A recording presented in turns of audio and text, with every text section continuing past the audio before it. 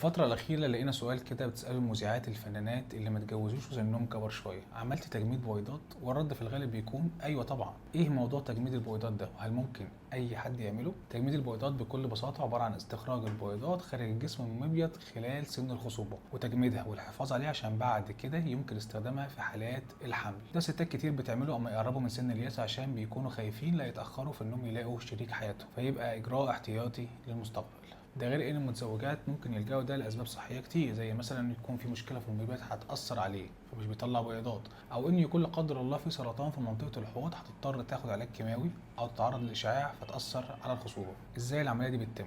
بكل بساطه تحت تاثير التخدير الكلي واستخدام موجات فوق الصوتيه عن طريق المهبل او عن طريق فتحه البطن، بيتم استخراج عدد من البويضات اللي بعد كده بيتم فحصهم كويس عشان بيتم الاختيار الافضل ما بينهم. بناخد البويضات دي ونحطها في النيتروجين السائل وبنحفظها في درجه حراره سالب 196.